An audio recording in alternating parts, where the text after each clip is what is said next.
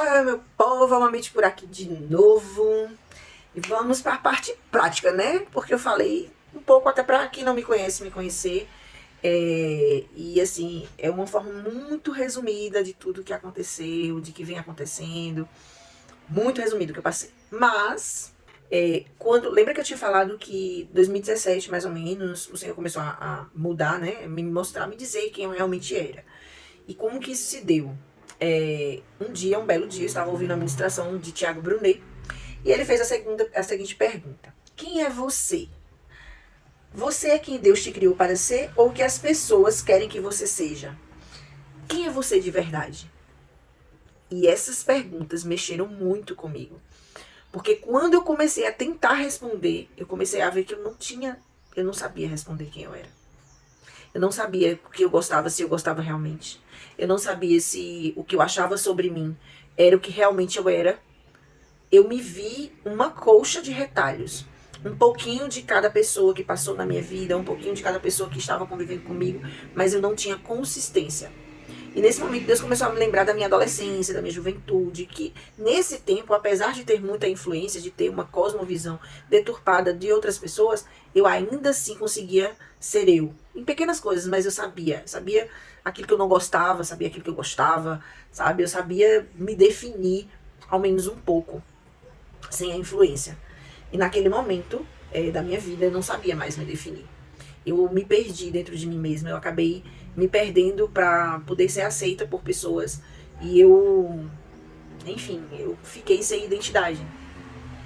Foi bem complicado, né? Eu não sou daqui de Salvador, né? Eu sou de São Paulo, mas eu morei praticamente minha vida inteira em Caruaru, em Pernambuco. E todas as minhas raízes, tudo aquilo que eu construí, emocionalmente falando, foi lá, né? Tem muita coisa de São Paulo, mas não se compara. E aqui, desde que eu cheguei em Salvador, eu comecei a me perder. Essa é a verdade. A perder quem eu era, a minha essência de quem eu era, porque eu queria ser aceita pelas pessoas. Né? A cultura pernambucana é muito diferente da cultura baiana e eu sofri demais. Porque o pernambucano tem um jeito de ser, né? Que é pá, puf. E aqui na Bahia não, aqui na Bahia o povo é mais delicado, mais calmo, você tem que ir pelas beiradas, não pode falar direto, e eu tenho muita dificuldade com isso. Então, para poder me adequar ao ambiente, eu acabei me perdendo, me adequar às pessoas. Para eu ser amada, eu precisava ser como o outro queria que eu fosse. E isso foi a pior decisão da minha vida. Não aconselho ninguém a fazer isso. Foi a pior coisa que eu fiz. Porque eu me perdi. Quando eu fui tentar me encontrar, eu tive que catar todos os meus pedaços. Juntar para depois e olhando, né, o que é que pode melhorar, o que é que pode, enfim. E foi nesse processo, né, depois dessa pergunta, eu fiz uma oração a Deus, acho que foi início de 2017, não cheguei, foi início. Eu fiz uma oração a Deus e eu disse que eu não queria mais ser a mesma pessoa. Naquele momento, eu disse, Deus, eu não quero ser essa pessoa sem identidade, que não sabe quem é. Não quero de jeito nenhum, eu quero ser transformada. Eu quero ter um outro caráter. Eu quero ser de fato a pessoa que o Senhor me criou para ser.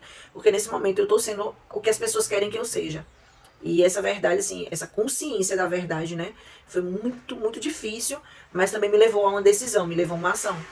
E a partir daquele momento a minha vida, eu achava que estava toda certinha, estava assim. Deus disse assim, sua vida está toda errada, eu vou botar ainda assim. E foi assim, ó, vral. Tudo foi acontecendo muito, uma coisa atrás da outra, uma coisa atrás da outra. E nem de longe eu sou a mesma pessoa que fez aquela oração em 2017. Né? Em um ano e meio, mais ou menos, tudo mudou.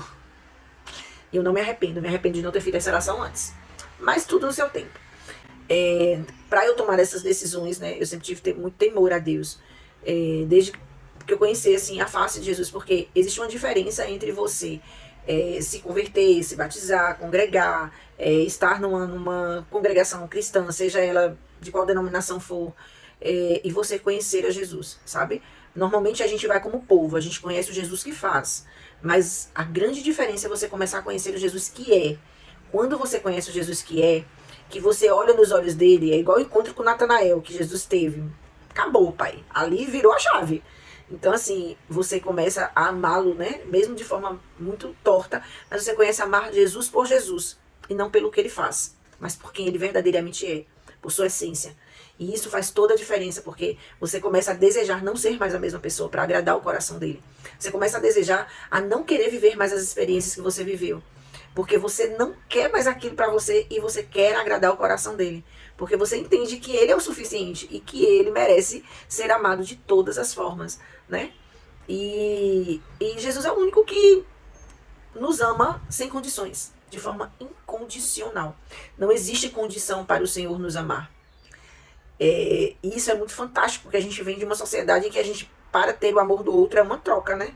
Eu dou e aí você me retribui. E o Senhor, a única coisa que Ele quer da gente é a nossa obediência. E muitas vezes a gente obedece não por amor, a gente obedece porque tem que obedecer, né? É igual meus filhos. Tem hora que, ontem mesmo aconteceu uma situação que meu filho olhou pra mim, não vou fazer, eu só fiz olhar pra ele. Você que sabe. E aí ele foi zangado, mas obedeceu. E aquilo encheu meu coração de alegria, sabe? Menos ele porque ele não me obedeceu. Mas eu iria ficar triste, iria ficar chateada. A mesma coisa é Jesus. E quando a gente tem essa consciência, tudo muda, sabe? E começou assim, né? Eu tendo essa consciência, me permitindo que o Senhor me transformasse. E aí as coisas começaram a acontecer e eu fui ouvindo a voz dele e obedecendo. E nesse inteirinho ele me deu uma palavra. E essa palavra que me sustentou durante as decisões difíceis que eu tive que tomar e me sustenta até hoje, porque tem decisões que você precisa tomar para o seu próprio bem e até para o bem do outro, né? Ou da situação, ou da comunidade em que você está. Existem decisões que só você vai poder tomar. Deus, ele não vai fazer por você. Ele vai te ajudar no processo, mas ele não vai fazer por você. Quem tem que fazer é você, quem tem que se posicionar é você.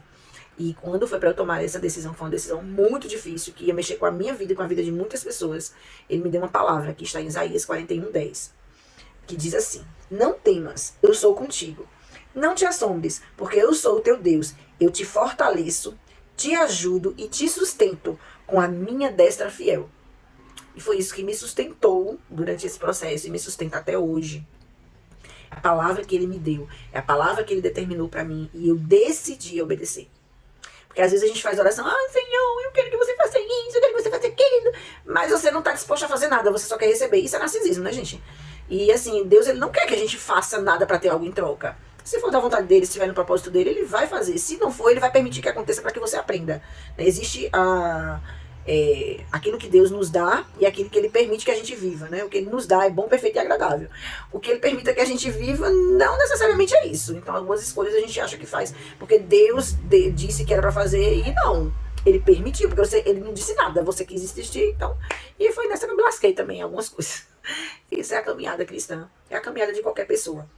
Quando a gente decide viver esse processo. E assim, tem pessoas que vão me ouvir que não são cristãs, né? Não teve uma palavra. Pode dizer, Samara tá ficando doida, isso é maluquice. Mas não. O que rege a minha vida, desde quando eu escolhi, né? Eu decidi com muita clareza, né? Entregar a minha vida mesmo ao Senhor. Eu sabia que não tinha como eu voltar. Não tinha para onde eu voltar. Uma vez entregue, não tinha mais. Ou era pra frente ou era pra frente. Eu não sabia pra onde iria, mas eu não tinha outra forma de pensar, porque a minha mente já havia decidido que eu não viveria mais as coisas que eu vivi antes, né, enquanto jovem. Eu não queria mais viver aquela vida. E quando você começa a buscar esse autoconhecimento, é exatamente esse ponto de partida, mesmo que você não tenha uma religião.